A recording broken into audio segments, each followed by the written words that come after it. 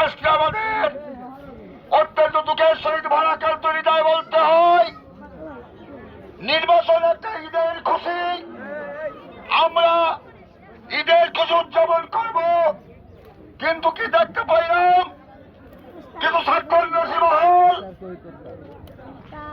ক্ষমতায় যাওয়ার জন্য ইসলামকে ব্যবহার করে মিথ্যাচার করছে। ঠিক কিনা বল?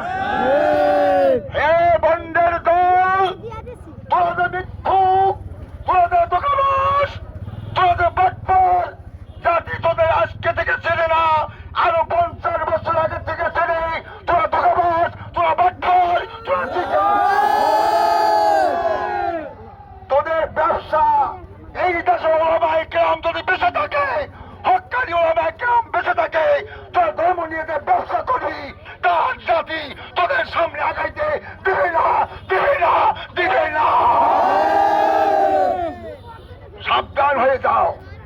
গতকালকে শুনলাম বাংলা বাজারে কোরআন শরীফ হাতে নিয়ে শপথ করায় এই গুন্ডার দলেরা।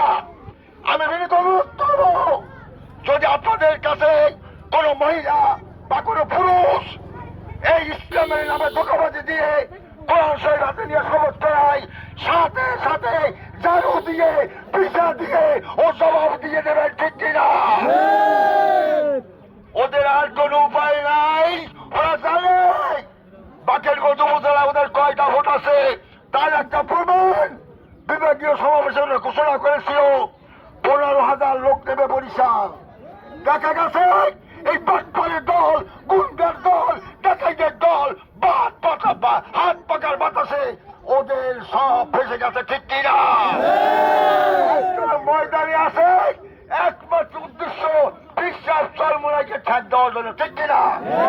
এই বাটপাড়ের দল, তোরা জেনে রাখ, বিশ্বাস চরমোনাইকে ঠেক দেওয়ার মতো যোগ্যতা তোদের কোনোদিন হবে না, হবে না, হবে না।